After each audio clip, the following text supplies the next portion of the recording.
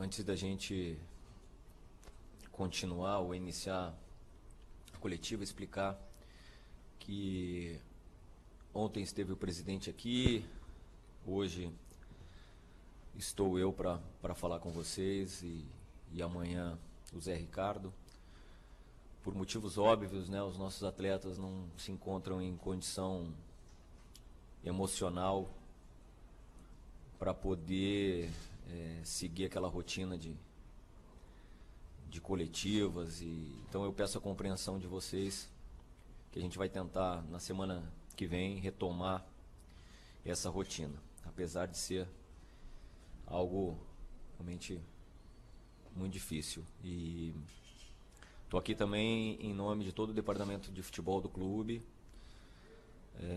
não só para lamentar, mas realmente registrar a nossa solidariedade toda com todos os profissionais que infelizmente nos deixaram, né?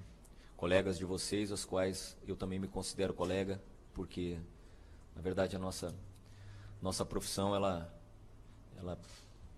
propicia isso, né? Um bom relacionamento entre nós, nem sempre, mas profissionais que sempre exerceram com muita maestria a sua função, jovens ainda, amigos, que eu considero amigos, né, na parte aí do jornalismo. Lamento demais mesmo, porque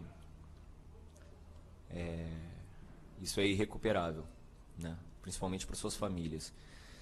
E no pessoal da Chapecoense, particularmente, eu tive a oportunidade de atuar, ainda quando atleta, com o gerente de futebol lá, o Cadu. Éramos muito amigos, falávamos constantemente. O próprio Caio, que tive a oportunidade de jogar com ele, e mais de 8, 9 atletas que trabalharam comigo. Então, cada dia que nós acordamos aqui, antes da gente iniciar as nossas atividades, a gente gostaria, desejaria muito que tudo isso não fosse realidade, né? Mas estou aqui mesmo falando em nome dos atletas, manifestando realmente esse pesar e principalmente essa solidariedade, porque lá na Chapecoense não tinham somente grandes profissionais, tinham grandes pessoas, figuras humanas, que construíram essa imagem da Chapecoense, não somente por uma grande gestão, mas porque por trás dessa grande gestão estavam grandes personagens, né? E também aqui vai meu abraço carinhoso em todos os profissionais de imprensa também que nos deixaram. Agora, se vocês quiserem perguntar, está aberto aí. Boa tarde, Rodrigo. Primeiro, saber de você a respeito do calendário, né, que houve a rodada adiada por uma semana e o Flamengo poderia deixar a Florida Cup. Isso vai ser mantido? O Flamengo vai participar da Florida Cup ou não?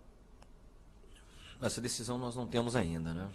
Nós temos um contrato lá, e contrato que prevê algum tipo de modificação em caso de força maior. Não tem força maior que essa, né? Então, o que o Flamengo fez nesses 2 dias foi readequar o seu calendário em relação a 2016, né? De cumprir essa última partida, infelizmente, com todo esse ambiente aí. Mas para 2017 a representação vai ser na data que for possível, respeitando os 30 dias de férias. E se porventura não formos para a Florida Cup, faremos a nossa preparação aqui já no nosso novo centro. E é dessa forma que pelo menos momentaneamente ficou definido. E vamos esperar para ver se existe alguma possibilidade de conciliação, porque a gente aguarda aí uma definição em relação ao calendário geral da CBF e Conmebol também. Rodrigo, boa tarde. Muito difícil para a gente aqui também, a voz ainda está bastante embargada. Eu queria te perguntar especificamente das homenagens que o Flamengo está prestando a 2 colegas nossos do Fox Sports, o Vitorino Sherman e o Rodrigo Santana. Os 2 eram rubro-negros. Então, eu gostaria que você falasse sobre essa homenagem, colocar o nome da nova sala de imprensa, o nome do Vitorino, e também de que a sede da Gávea teria aberto as portas para o velório dos dois ex-companheiros nossos. Bom, o Flamengo, ontem o presidente esteve aqui. Eu acho que é singela, né? São singelas as homenagens, principalmente na sala de imprensa, mas justas, muito pequena em relação a toda essa tragédia, né? E o que nós gostaríamos é que nem precisássemos estar aqui hoje, né? Essa é a verdade, porque ninguém tem condição de trabalhar, ninguém tem condição de... Ontem mesmo, quando nós reunimos os nossos atletas para a retomada aí dos trabalhos, foi um dia muito doloroso, muito difícil, e por isso mesmo que a gente pediu que o presidente viesse aqui, porque ele, como figura máxima do clube, talvez pudesse passar algum tipo de mensagem. Mas não foram só os dois rubro-negros, né? A gente lamenta os demais todos. Eu tinha uma relação bastante próxima com o Mário também. Em 2005, quando eu voltei para o Grêmio, na condição de coordenador das categorias de base, ele era o diretor executivo do Grêmio naquele ano. Ele iniciou o processo da retomada do Grêmio, e que culminou com aquela famosa Batalha dos Aflitos. Mas quando ele saiu, isso na metade do ano, ele mesmo posicionou o presidente que ele não precisaria contratar nenhum outro profissional para a função e que deveria dar a mim a oportunidade. E eu ainda um jovem, 34 para 35 anos, 2 anos que eu havia me retirado. E sempre que eu tive a oportunidade, eu fiz um agradecimento em público a ele. E se eu for aqui relatar, né, inúmeras conversas que eu tive com o Vitorino também, de futebol, papo bom. E vai se estender, cada um desses profissionais aí de imprensa e também da Chapecoense tem uma história para contar aqui. Então isso, se a gente ficar falando aqui, eu que não vou conseguir seguir. Mas o Flamengo vai seguir fazendo toda e qualquer homenagem para todos aqueles que lá representam não só o futebol de Santa Catarina, brasileiro, mas eu acho que passaram a representar o futebol no mundo, né? Porque nós vivemos essa rotina, né? Vocês e nós. Então você imagine como que todos nós não estamos, as nossas famílias também, né? Dias, como eu disse, que gostaria de não estar tendo que passar, e pesadelos que eu não gostaria de ter. Imagino que não está multiplicado o sofrimento dessas famílias. No que depender da gente, do Flamengo, nas homenagens, do Flamengo em ajudar a Chapecoense, a próxima gestão que a Chapecoense vai construir, e até na pessoa física eu estou falando, né? Como hoje eu sou presidente da Associação Brasileira dos Executivos no Brasil, à disposição para ajudar no que for possível. Rodrigo, a respeito até mesmo dessa questão de homenagens do Flamengo à Chapecoense, para a próxima rodada, o Flamengo vai fazer alguma homenagem, alguma coisa na camisa, enfim, alguma entrada diferente em homenagem ao clube? Certamente, isso aí o nosso marketing está estudando mesmo, e certamente assim o fará, né? Já tem algo na mente, ou tem alguns boatos ainda do escudo, da camisa, a cor? Eu preferiria aguardar isso aí mesmo, porque eles estão estudando ainda tem um pouquinho de tempo, né, até a data do jogo, e tem pessoas especializadas para isso. Te confesso que eu não tenho condição de estar vendo isso, não. Rodrigo, boa tarde. Desde ontem tem se falado muito sobre a última rodada do Campeonato Brasileiro, você mesmo relatando aqui a situação dos atletas, da dificuldade que vai ser para todo mundo entrar em campo, para a gente também trabalhar. Agora há pouco o presidente do Atlético, Daniel Nepomuceno, deu uma entrevista dizendo que o Atlético não vai entrar em campo contra a Chapecoense. Qual é a posição dos clubes nesse momento? Eu sei que todos precisam jogar, mas olhando especificamente para essa partida entre Chapecoense e Atlético Mineiro, a CBF sugeriu que o jogo fosse realizado como uma grande festa, mas o Atlético já se posiciona dizendo que não vai entrar em campo. Como é que vocês veem isso? Olha, em cada clube, né, vai fazer a sua avaliação. Claro que esse jogo ele tem um contexto totalmente diferenciado.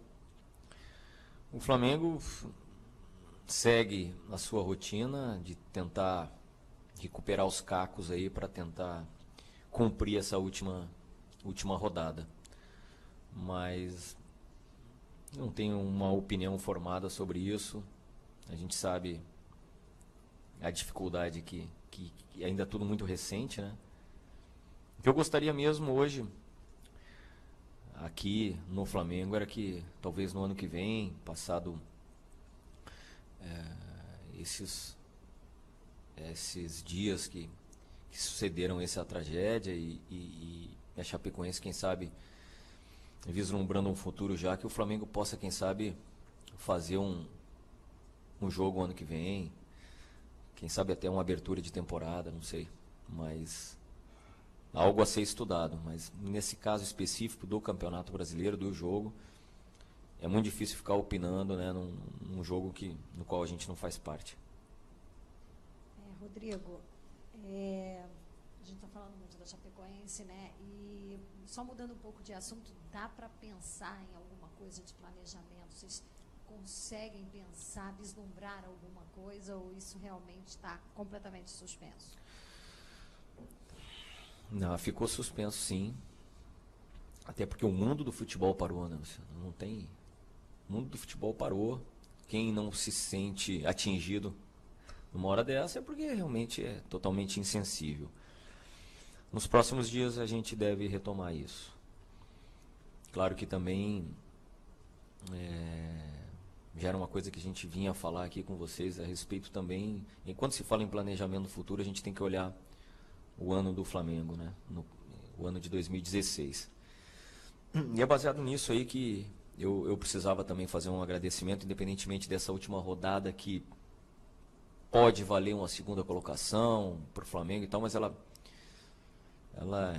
perdeu muito de importância em tudo. Então, esse tipo de balanço em relação a 2016, me resta aqui agradecer realmente a comissão técnica e atletas e os funcionários do Flamengo, porque foi um ano atípico, totalmente atípico.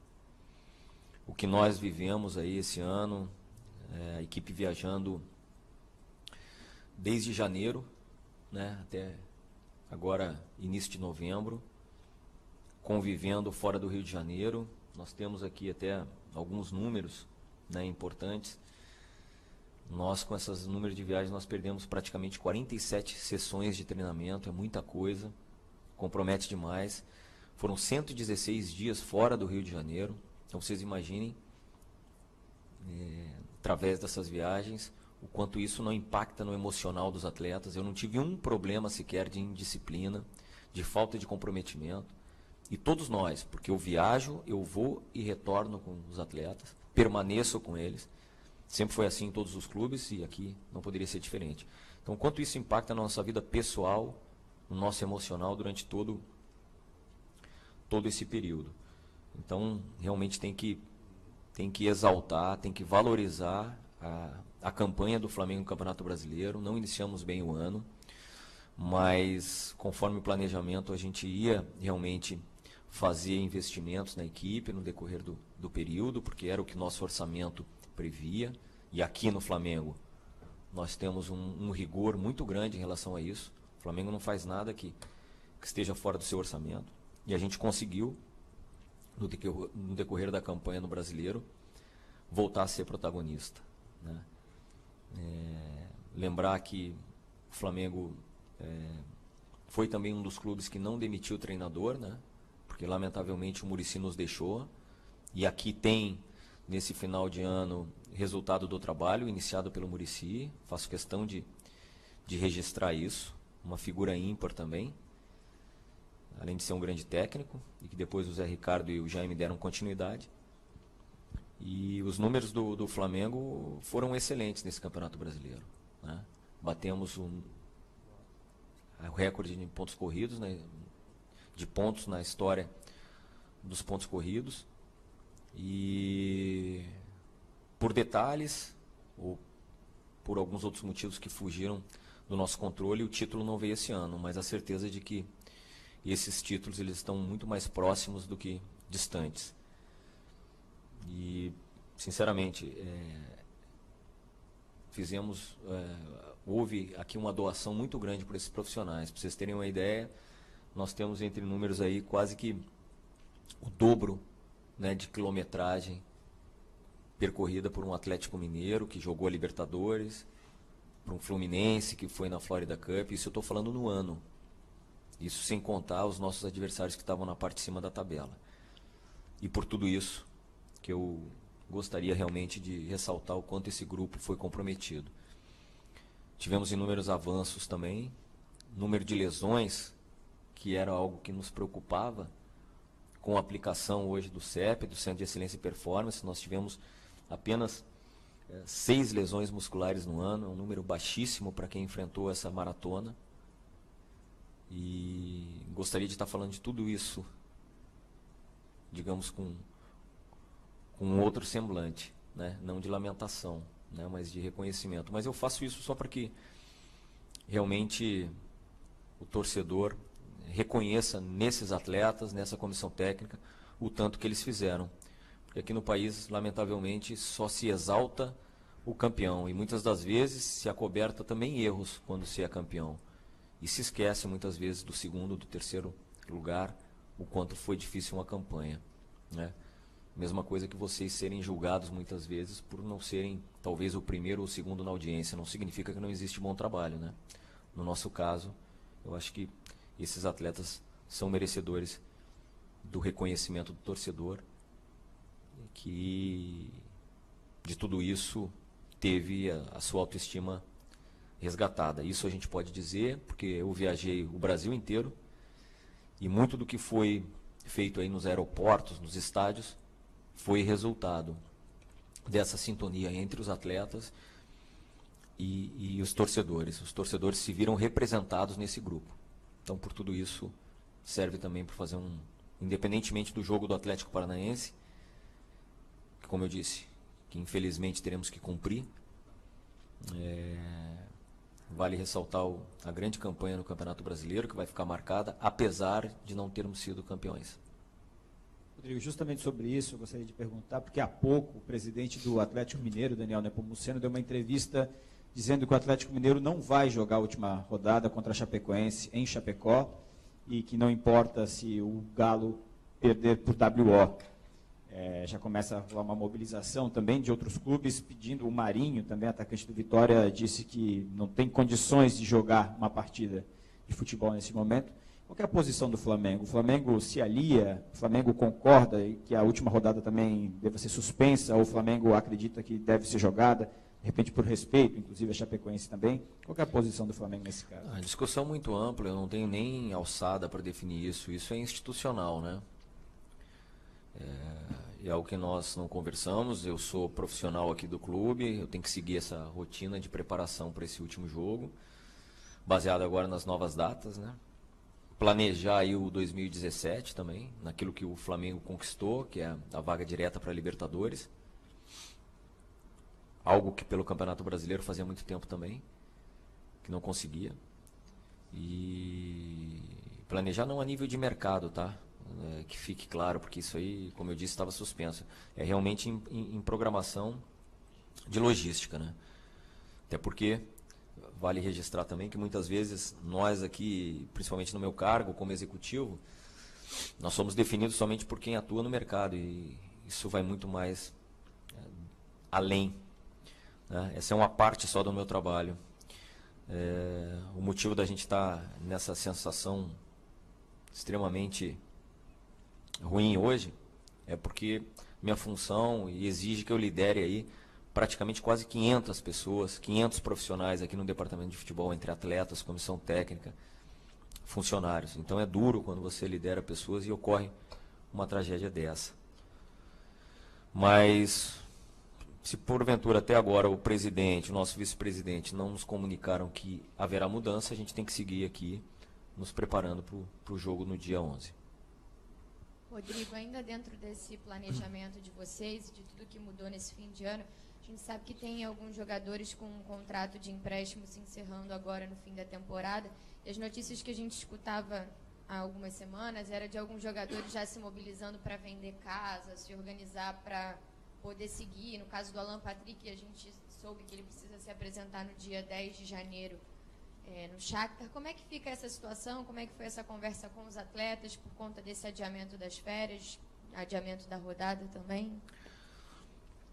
Olha, por mais que alguns já tenham ou tinham sua situação preparada já para a partir do dia 5, o fato que gerou toda essa mudança, ele é inconteste. Você não... Nenhum dos nossos atletas manifestou qualquer contrariedade a isso. Isso não existe, nem os atletas, nem os funcionários profissionais aqui do clube, porque o episódio tem uma magnitude tal que impede qualquer outro tipo de comentário. Em relação aos atletas que estão emprestados ou que têm o seu vínculo encerrando, nosso planejamento ele sempre foi aqui silencioso e interno, né? No momento que nós tivermos a decisão tomada em relação a cada um deles, vocês certamente vão ficar sabendo, como foi na semana a questão do Juan, que estendeu o seu vínculo. Nós temos uma base já montada, uma boa base montada. Poucos atletas encerram seus contratos. Basicamente, aqueles que mais jogaram, poucos, muito poucos. E nossa intenção, todos sabem, já foi tornada pública, é de contratar poucas peças e valorizar muito aqueles meninos formados na base, que têm grande talento, grande potencial, que ficaram conosco aí praticamente nessa estufa aí quase um ano. Chegou a hora deles também ocuparem um espaço de maior responsabilidade no próximo ano. Rodrigo, já te peço desculpas, mas informaram que o nosso cartão deu um problema na primeira pergunta da Florida Cup. Só queria te refazer a pergunta só para a gente ter ela lá. Sobre a questão do se o Flamengo vai disputar ou não, devido ao atraso da rodada. Nesse momento nós não temos ainda essa definição, porque o que é fato é que é inviável conciliar datas, né? Nosso primeiro jogo lá seria dia 12 e os atletas retornam justamente no dia 11. Então é algo inviável cumprir esse cronograma. Mas a nível comercial eu não tenho ainda a posição final.